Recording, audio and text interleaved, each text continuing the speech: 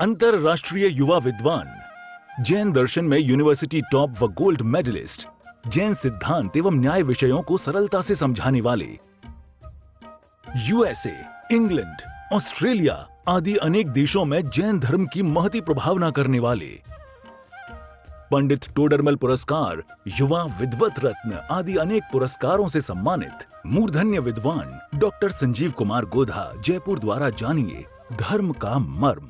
Doctor Sanjeev Kumar ji Godha के प्रवचन प्रसारण का लाभ प्राप्त कर ज्ञानदान में सहभागी बने। एक दिन की 9,000 अथवा 3,000 के 3 प्रायोजक मिलकर भी ज्ञानदान स्वरूप प्रदान करने पर लाखों लोगों द्वारा प्रवचन सुना जाता है।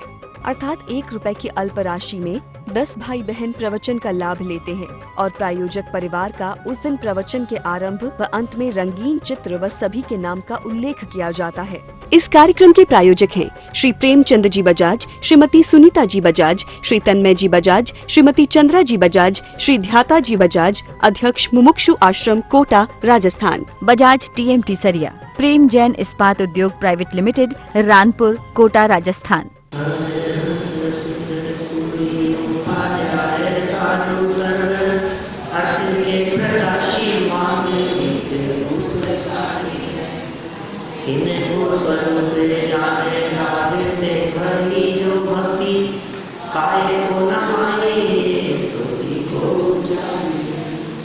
धन्य धन्य तीन काज सब राज भरे, कर जोड़े बारे बारे वंदना हमारी है। मंगल कल्याण सुख ऐसो हम चाहते हैं, ओ मेरी ऐसी दशा जैसी तुम नारी है, ओ मेरी ऐसी दशा जैसी तुम नारी है, ओ मेरी ऐसी दशा जैसी तुम नारी।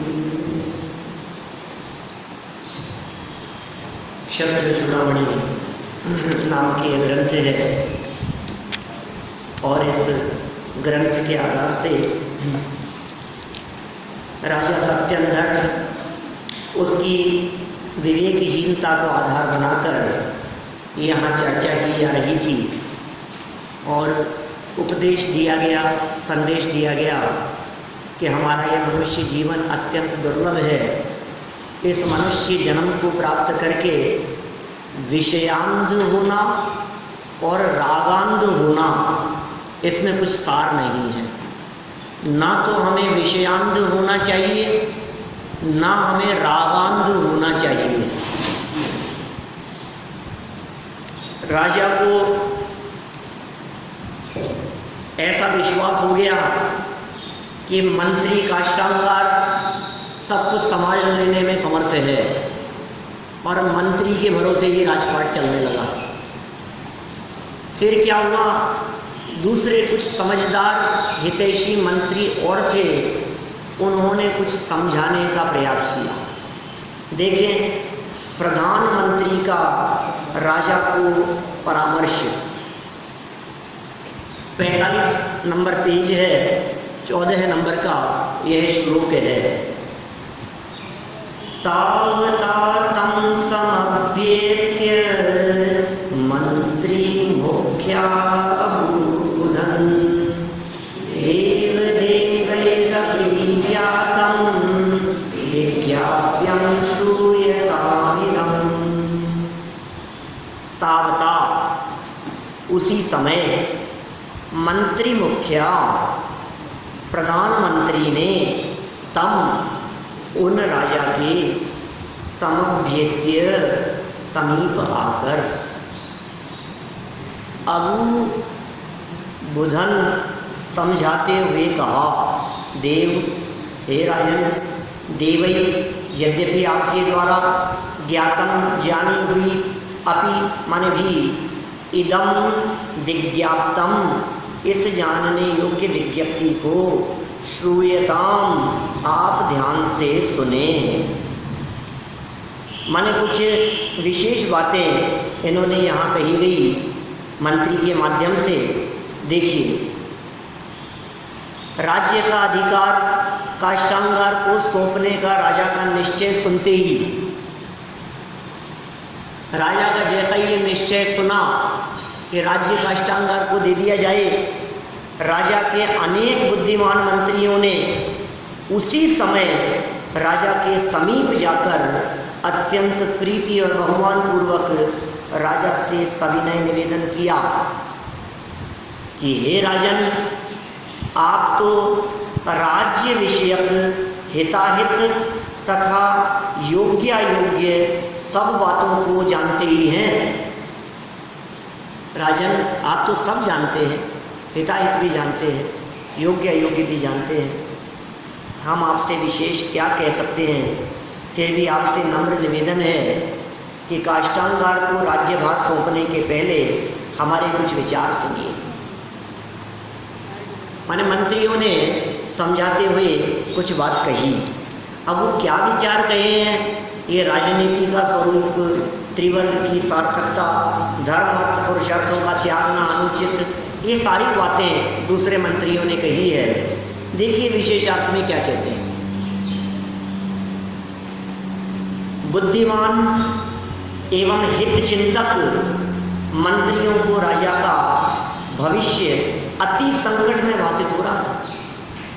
सच बात है, भला चाहने वाले मंत्रियों को लग रहा था कि भविष्य अच्छा नहीं, संकट में पड़ जाएगा राजा, संकट में भासित हो रहा था। वे ये भी जानते थे कि राजा की इच्छा के विरुद्ध कुछ भी कहना खतरे से खाली नहीं है। तब उसकी इच्छा के विरुद्ध कौन बोले, किसकी हिम्मत है जो राजा के विरुद्ध बोलेगा। लेकिन फिर भी मंत्री होने के नाते योग्य मार्गदर्शन करना हमारा कर्तव्य है। ऐसा विचार कर मंत्रियों ने विनय पूर्वक मधुर शब्दों में स्पष्ट सलाह दी, बहुत प्यार भरे शब्दों में। उसकी बात को काट तो सकते नहीं है, राजा की इच्छा का भी ध्यान रखना पड़ेगा। इससे ये शिक्षा मिलती है कि बड़े लोग भी यदि अज्ञानवश संकट का वर्णन कर रहे हों तो उनके हित चिंतकों को योग्य मार्गदर्शन देने से नहीं चूकना चाहिए। क्या समाज में यदि बड़े लोगों द्वारा कोई गलत काम या गलत परंपरा चालू की जा रही हो तो न सही कड़क शब्दों में लेकिन प्यार से अपनी बात तो उन तक पहुंचानी ही चाहिए कि ये गलत हो रहा है, ये ठीक नहीं है, इस प्रकार की परंपरा डालना ठीक नहीं है। आप वर्तमान में तो ये काम कर रहे हो लेकिन ये परंपरा आगे चलने लग जाएगी, फिर क्या होगा। तो अज्ञानवश यदि कोई समझदार व्यक्ति भी, बड़े लोग भी, ऊंचे पद पर आसीन समाज के अधिकारी नेता हैं, समाज में जिनका बहुत सम्मान है, ऐसे लोग यदि किसी गलत रास्ते पर चलते हुए दिखाई देने लगे तो भविष्य को संकटमय जानकर उनका मार्गदर्शन देने से नहीं चूकना चाहिए। अब वो चाहे आपके गुरु भी हो सकते हैं, आपके पिता भी हो सकते हैं, आपके नाना, आपके दादा भी हो सकते हैं, समाज में कोई विशेष पदों पर आसीन व्यक्ति हो सकते हैं, किसी भी प्रकार के व्यक्ति हो, कोई भी हो, ऐसे व्यक्ति जो आपके लिए सम्माननीय हैं लेकिन वो गलत काम या गलत रास्ते पर बढ़ते हुए दिखाई दे रहे हैं या उनके द्वारा लिया गया निर्णय निश्चित रूप से गलत साबित होगा तो उनको समझाने का कर्तव्य हमारा बनता है। परंतु विनय और मधुर शब्दों के प्रयोग से ही स्थिति स्पष्ट करना योग्य होता है, ये समझ लेना। ये नीतिकारों की नीति है, समझ लो आप, किस नीति के तहत जीवन यापन होना चाहिए। अब आपके बड़े कोई भी हो सकते हैं, आपके चाचा मामा दादा नाना भी हो सकते हैं, आपके माता पिता भी हो सकते हैं, आपके बड़े बुजुर्ग भी कोई भी हो सकता है। अब आप डायरेक्ट तो निषेध नहीं कर सकते। विनय होनी चाहिए, विनम्रता होनी चाहिए। विनय और विनम्रता के बिना दिया गया योग्य संदेश भी अयोग्यवत है, वो काम नहीं करेगा और उल्टा आपको संकट में डाल देगा। देखो, विनय और मधुर शब्दों के प्रयोग से ही स्थिति स्पष्ट करना योग्य होता है। लोक में कहा भी जाता है कि प्रीति पूर्वक व्यवहार से बड़े शत्रु को भी वश में कर लिया जाता है। आप शत्रु से भी शत्रुता का व्यवहार मत करो, क्योंकि उसकी शत्रुता कब मित्रता में बदल जाए कुछ नहीं कहा जा सकता है। इसलिए कठोर व्यवहार तो किसी के साथ भी नहीं होना चाहिए। दुर्जनों के प्रति भी अच्छा व्यवहार करने का संदेश हमारे आचार्यों ने दिया है। सत्वेषु मैत्री, गुणेषु प्रमोदम, क्लिष्टे सुजीवे सुकृपा परत्मम, माध्यस्थ भावम विपरीत वृत्तौ। विपरीत वृत्ति वालों के साथ में भी माध्यस्थ भाव रखो, उनके प्रति भी द्वेष का भाव नहीं हो। बतलाइए, राजा श्रेणिक ने जब गले में मरा हुआ सर्प डाला तो आखिर व्यवहार तो शत्रुता जैसा ही था, भला थोड़ी ना कर रहे थे। और फिर क्या किया मुनिराज ने, क्या किया? समान आशीर्वाद दिया, कोई बात नहीं। शत्रुओं को जीतने का उपाय उनको कष्ट देना नहीं है, उन पर उपकार करना है। पार्श्वनाथ स्वामी ने उसको सजा नहीं दी, कमठ को प्यार से उसे समझा दिया। कब? केवल ज्ञान होने पर। अब वो तो आ गया चरणों में। देखिए, प्रीतिपूर्वक व्यवहार से बड़े शत्रु को भी वश में कर लिया जाता है। राजनीति का स्वरूप। हृदयं च न विश्वास्यं राजभिः किं परो नरः, किन्तु विश्वस्त वदृश्यो न कायन्ते हि भूभुज। राजभी, राजा लोग, हृदयम, अपने हृदय का, च माने भी, न विश्वास्यम, विश्वास नहीं करते। राजाओं की ऐसी नीति होती है। परह दरह किम विश्वास्य, दूसरे मनुष्य का तो क्या विश्वास करेंगे। किंतु किंतु परह नरह, दूसरे मनुष्य को विश्वस्तवत, विश्वस्त की तरह दृश्य देखते हैं।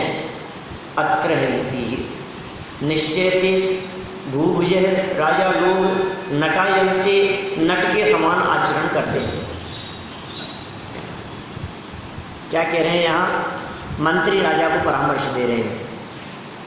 मंत्री लोगों ने, हित चिंतक जो थे, उन्होंने राजा को परामर्श देना शुरू किया। राजा को जब अपने मन पर भी विश्वास नहीं करना चाहिए, देखो ये उपदेश दे रहे हैं राजा को मंत्री कि आपको अपने मन पर भी विश्वास नहीं करना चाहिए, तो आप उसके ऊपर कैसे विश्वास कर रहे हो, काष्ठांगार के ऊपर? ये तो इन्होंने नीति बताई है। क्यों नहीं करना चाहिए अपने मन पर विश्वास? इसलिए नहीं करना चाहिए कि अपने मन पर विश्वास करेगा तो न्याय नहीं कर पाएगा। राजा तो न्याय करने के लिए प्रसिद्ध होते हैं ना।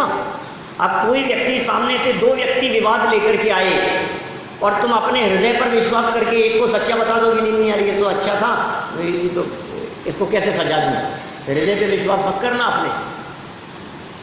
माने राजा लोग अपने हृदय पर भी विश्वास नहीं करते, मन पे भी विश्वास नहीं करना चाहिए, तब फिर अन्य मनुष्यों पर भला कैसे विश्वास किया जा सकता है? भले ही वे अपने परिवार के ही क्यों ना हो। देखो बात तो कह रहे हैं भले ही परिवार की क्यों ना हो, और कहना चाह रहे हैं काष्ठांगार के बारे में। राजनीति का ये सिद्धांत है कि राजा विश्वास तो किसी का न करे और प्रदर्शन ऐसा करे कि मानो राजा हम पर पूरा विश्वास करते हैं। सही देखा जाए तो राजा नट के समान आचरण करते हैं। ये तो राजनीति बता रहे हैं क्या है राजनीति। मतलब पहले तो सब कुछ था जो आज हो रहा है। हाँ, ये नहीं तो वो राज्य कैसे कर पाएगा बताओ? ये तो पार्ट है राजनीति का। माने यदि आपको राज्य करना है तो नाराज किसी को नहीं करो, क्या पर अति विश्वास किसी के ऊपर मत करो। सबको ऐसा लगे कि राजा हमारा है। ये मंत्रियों के साथ में घूमने वाले हैं, कभी कदाचित महीने में एक आध बार भी उनके साथ में उठते बैठते हो, ऐसा समझते हैं हमारे ही है। तो ये राजनीति का है, तो जैन धर्म है कि आप जो है सबको ऐसा महसूस कराओ कि आप सबके हो। नीति इधर से जानो कि आप किसी के हो। नीति से राज करने का नाम ही तो राजनीति है। ये हमने एक दिन कही थी पहले बात। तो सच्चे जैन ही सच्चे राजनीतिज्ञ होते हैं। ये राजनीति शब्द आज बहुत खोटे अर्थ में प्रसिद्ध हो गया है। राजनीति तो बहुत अच्छा शब्द था। जब शासन व्यवस्था चलाने वालों के लिए राजनीति शब्द का प्रयोग, और अभी का नया थोड़ी नहीं, तो 1000 वर्ष पुराना तो पढ़ ही रहे हैं अपन। हजारों वर्षों से राजनीति शब्द चला आ रहा है, लेकिन आज जितना ये शब्द विकृत हो गया है, शायद ये शब्द पुराने समय में इतना विकृत नहीं था। तो राजा तो नट के समान होते हैं। कैसा प्रदर्शन करते हैं? प्रदर्शन ऐसा करते हैं कि हमारे को तुम्हारे ऊपर पूरा विश्वास है, और विश्वास अपने मन पर भी नहीं करते।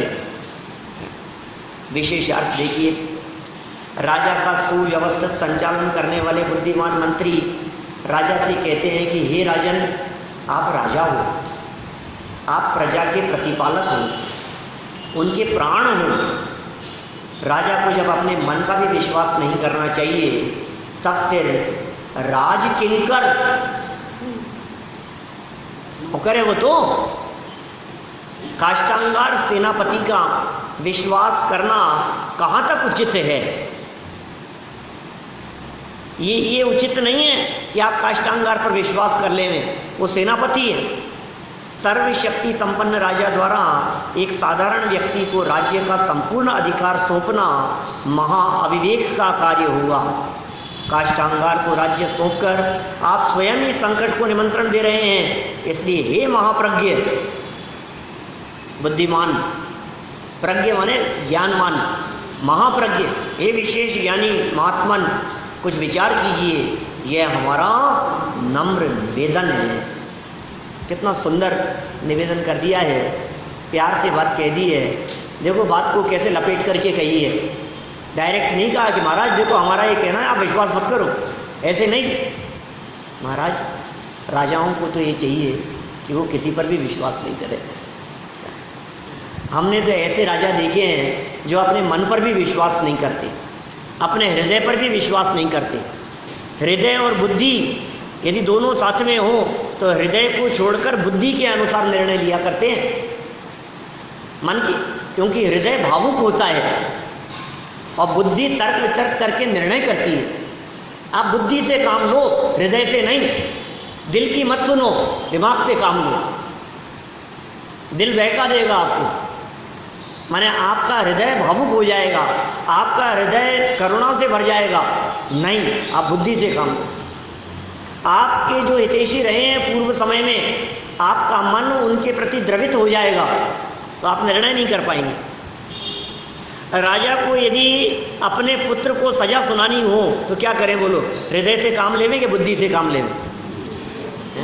राजकुमार ने यदि कुछ अपराध किया हो तो राजा क्या करे बोलो? दिल से सोचे, अपने हृदय से, अरे मेरा बेटा है, ऐसा कैसे कर सकता हूँ, इसके साथ तो मैं कुछ नहीं कर सकता। निर्णय कैसे होगा? उन्होंने तो बिना बुद्धि के काम लिया था। चलिए, त्रिवर्ग साधन की सार्थकता बता रहे हैं। त्रिवर्ग तो जानते हैं आप, 4 वर्ग कहें, धर्म अर्थ काम मोक्ष, इनको 4 वर्ग कहते हैं। 4 पुरुषार्थ भी कहा जाता है, धर्म अर्थ काम और मोक्ष। इन 4 में से पहले 3 की सार्थकता बतला रहे हैं, फिर चौथे का त्यागना उचित नहीं है, ये बात कहेंगे। परस्परा विरोधेन त्रिवर्गो यदि सेव्यते अनर्गलमत सौख्यम अपवर्गोप्यनुक्रमात्। अत्र नीतिगत बात क्या है? यदि माने अगर परस्परा विरोधेन, एक दूसरे के विरोध के बिना,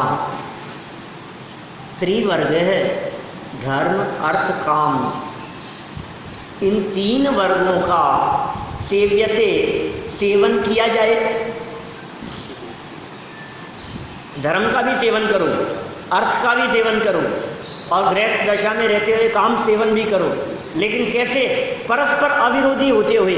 ऐसा नहीं है कि आप भोग में इतने मस्त हो गए कि धर्म और अर्थ छोड़ दिया। लेकिन जैन धर्म में तो धर्म अर्थ काम मोक्ष का अंतर ही दूसरा है। हाँ बिल्कुल कहा है, तो बनारसी दास जी ने एक अलग प्रकार का अर्थ किया है नाटक समय सार में। धर्म अर्थ काम मोक्ष, इन चारों का अलग प्रकार से स्वरूप बतलाया है। देखो क्या कह रहे हैं यहाँ, धर्म अर्थ काम इन तीन वर्गों का सेव्यते सेवन किया जाए, अतः माने तो अनर्गलम बिना रुकावट के सौख्यम सुख और अनुक्रमात मात्रा छुटी है, अनुक्रम से अपवर्ग है मोक्ष, अपि माने भी भवती होता है। कितना सुंदर मार्मिक बात कह दी है साहब, बहुत विचारणीय बात है। और राजा को शिक्षा देते हुए मंत्री समझा रहे हैं, एक उपदेश तो पीछे दे दिया गया कि किसी का विश्वास नहीं करना चाहिए, ठीक है। नंबर 2, यदि एक दूसरे के साथ अविरोध पूर्वक, विरोध नहीं हो, सब सदते रहें तो सब बराबर है। धर्म अर्थ और काम इन तीनों पुरुषार्थों का सेवन किया जाए, परस्पर अविरोध पूर्वक तीनों का सेवन किया जाए, तो यह लोक में तो सांसारिक सुख की प्राप्ति होती ही है और परंपरा से मोक्ष की भी प्राप्ति होती है, परंपरा से मोक्ष भी प्राप्त होता है। बोलो कितनी समझदारी की बात यहाँ कह दी गई है। हम निषेध नहीं कर रहे कि आप घर गृहस्थी को छोड़ करके चल दो, ये तो कैसे कहेंगे, धर्म भी करो, अर्थ काम और मोक्ष का पुरुषार्थ, चारों ही पुरुषार्थ, लेकिन एक दूसरे को काटे बिना। विशेषार्थ देखो क्या कहते हैं, माने ऐसा नहीं हो सकता कि आप धर्म करने लगे तो बिजनेस छोड़ दो, काम छोड़ दो। ये व्यापार छोड़ने की नहीं कह रहे हैं, वो भी यथा योग्य करना ही है जितना हो सके। हाँ, लेकिन यदि व्यापार आपकी धर्म परिणति को खाने लगे तो उसे कम कर दो, उसको रोक दो, क्योंकि परस्पर अविरोध तय कह रहे हैं ना। ये बात, ये कितनी मार्मिक बात है। आपको उन्होंने साहब उपदेश दिया है साहब, व्यापार भी होना चाहिए, काम भी होना चाहिए, अर्थ धर्म है, सब कुछ होना चाहिए, चारों ही पुरुषार्थ होने चाहिए। तो हम बिजनेस कर रहे हैं, क्या गलत कर रहे हैं? ये नहीं, तुम बिजनेस ऐसे कर रहे हो कि तुम्हें धर्म करने की फुर्सत नहीं मिल रही है, तुम बिजनेस में ऐसे मस्त हो गए हो कि तुम्हें परिवार को संभालने की फुर्सत नहीं है।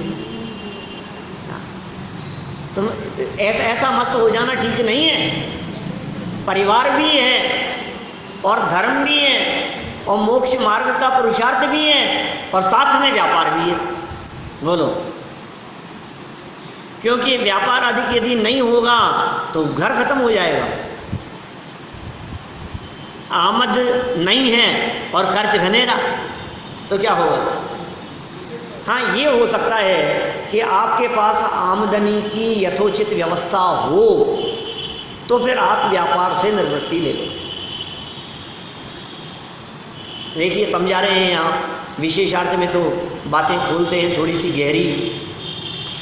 धर्म अर्थ और काम इन तीनों पुरुषार्थों को त्रिवर्ग, क्या त्रिवर्ग कहा जाता है। अपवर्ग, मोक्ष को अपवर्ग कहते हैं और चौथे मोक्ष पुरुषार्थ को अपवर्ग कहते हैं, लिख भी दिया इन्होंने। तीन को वर्ग कहते हैं त्रिवर्ग और चौथे मोक्ष पुरुषार्थ को अपवर्ग कहते हैं। इस प्रकार पुरुषार्थ चार हैं। हाँ क्या? हाँ, न्याय नीति पूर्वक आचरण, उसे धर्म और जो मोक्ष पुरुषार्थ के अंदर रत्नत्रय संपन्नता की बात अपने को लागू करनी चाहिए। इन्होंने देखो ये बनारसी दास जी का कथन भी दे दिया है नीचे, अभी छंद पढ़ेंगे अपन। क्या लिखा है यहाँ? ये चार पुरुषार्थ हैं। आध्यात्मिक दृष्टि से चारों पुरुषार्थों के संबंध में नाटक समय सार के बंद अधिकार में निम्नानुसार तुलनात्मक कथन किया गया है। क्या? धर्म किसका नाम है?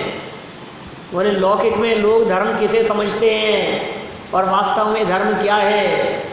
दुनिया में अर्थ किसे समझा जाता है और जैन मान्यतानुसार अर्थ क्या है?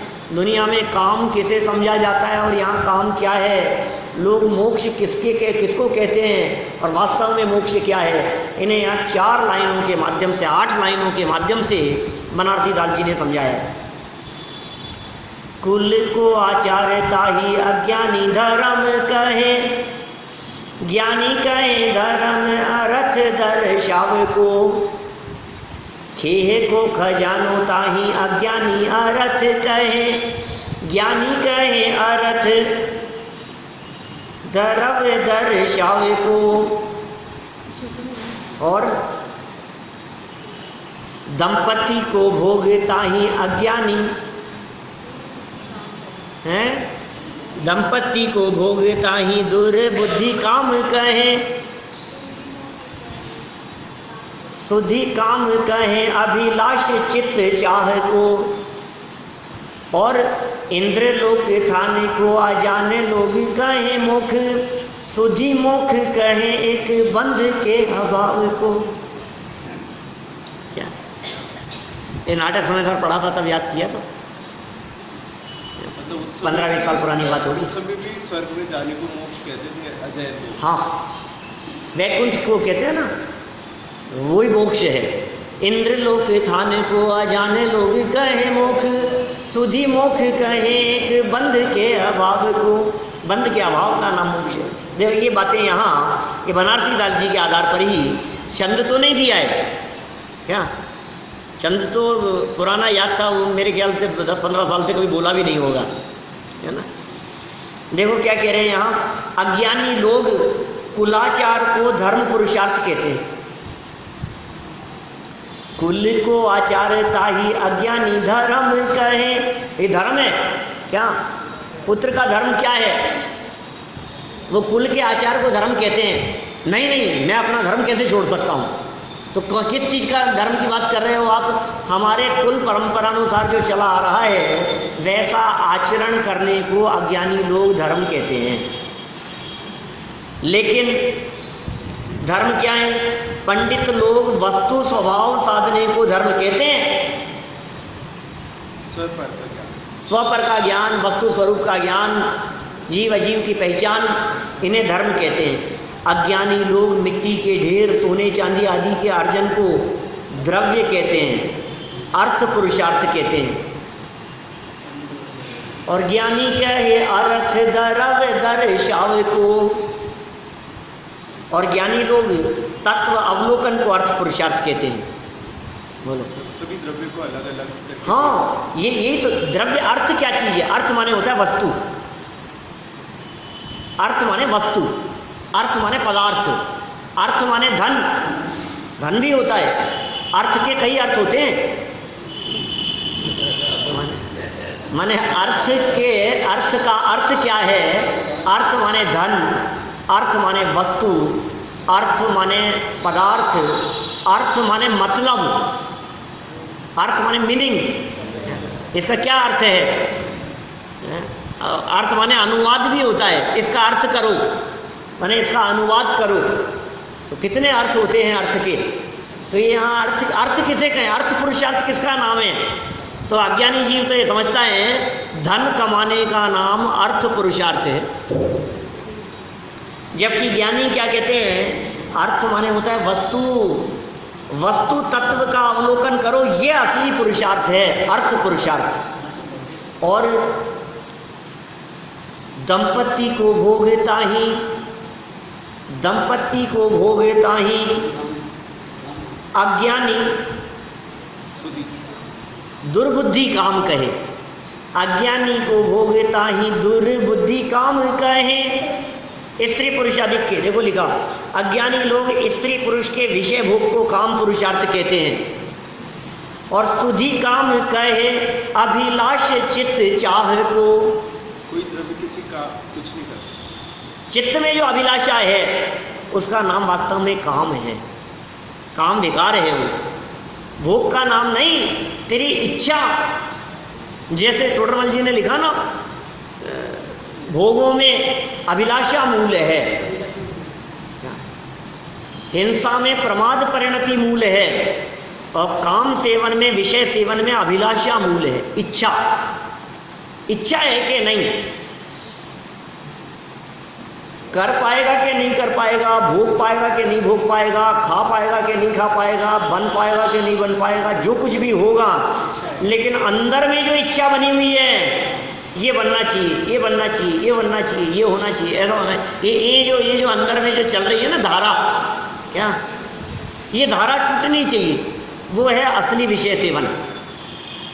सारा जगत मैंने तो खाया ही नहीं। अरे खाए नहीं, तू तो पिछले महीने भर से खा रहा है कि बने कब से, कि तेरे को तो लग रहा है ना 2 से बनने चाहिए। ये जो तेरे मन में जो चलती रहती है ये बात, क्या ये जो अभिलाषा है, चित्त की अभिलाषा का नाम, ऐसे विषय सेवन में लगा लीजिए, किसी भी चीज़ में लगा लीजिए, स्त्री भोग में लगाओ, विषय सेवन में लगाओ, व्यापार में लगाओ, 5वें इंद्रियों के विषयों में ये बात लागू होगी। चित्त में जो है अभिलाषा, इसको पता है निदान कहा है, निदान शल्य कहकर के पुकारा है, निदान शल्य। 3 शल्य कही है तत्वार सूत्र में, 5-6 दिन में आएगी चर्चा, है ना। 5-6 दिन में इसलिए कह रहा हूँ क्योंकि कल से पहला अध्याय शुरू होगा ना तत्वार सूत्र विधान का, इसलिए तो वो जो आएगी चर्चा 6-7वें अध्याय में, वो कौन से दिन आ पाएगी, 8 दिन में, 8 दिन में करेंगे विधान पूरा।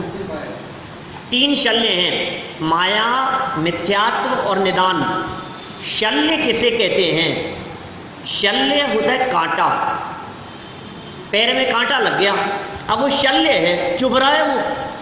अच्छा से कहते हैं ना, फांस तनिक सी तन में साले, क्या था? फांस तनिक सी तन में साले, चाह लंगोटी की दुख भाले। उत्तम आकिंचन धर्म के अर्घ में ध्यानत राय जी ने लिखी है लाइनें।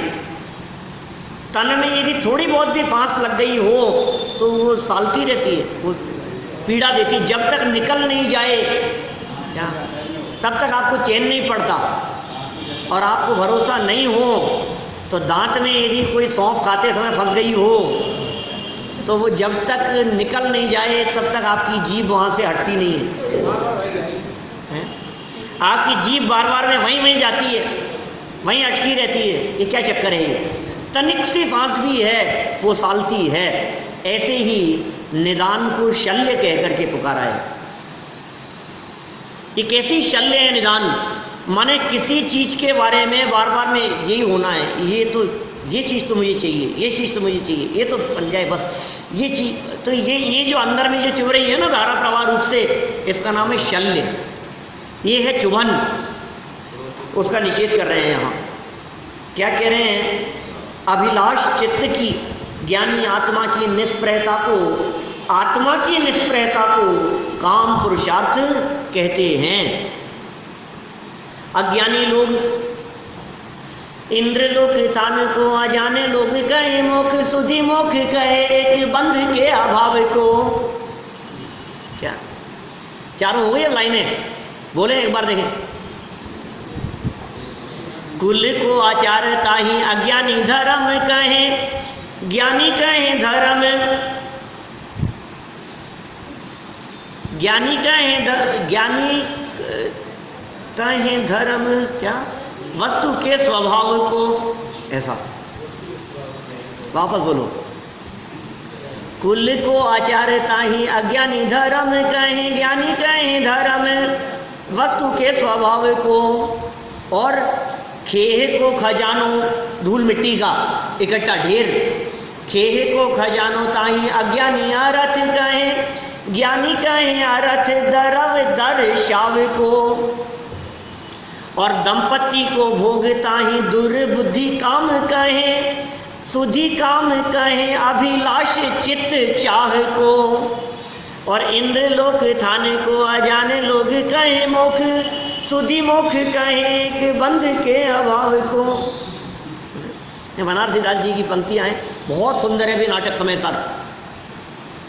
मैंने बीच में बनारसी दास जी के परिचय के संदर्भ में चर्चा करते समय कही थी ये बात कि नाटक समय सार की ये दोहे 400 साल पहले अकबर के ज़माने में गली मोहल्लों और बाज़ारों में हैं युवा लोग गुनगुनाते रहते थे। जैसे आज फिल्मी गाने गुनगुनाते हैं ना, ऐसे उस ज़माने में नाटक समय सार के दोहे गुनगुनाते रहते थे लोग, सभी जैन अजैन सब। था क्या बोलो? कुछ तो नहीं था गुनगुनाने के लिए, गाने के लिए, संगीत के तौर पर। आध्यात्मिक शैलियाँ चला करती थी, भजन भक्तियाँ चला करती थी, यही सब चला करते थे। ये ऐसे ऐसे छंद और धुन भी ऐसी है। और आज भी जब ऐसी शैलियाँ चलती है, भले ही कवि सम्मेलन उसका नाम हो, तो इसी धुन में रचनाएं सुनाई जाती हैं। ये समैया की जो धुन है ना, जिस धुन में गाया है ये समैया इकतीसा, इस धुन में ही चलते हैं सारे सम्मेलन। इतनी प्रसिद्ध है ये उस जमाने से।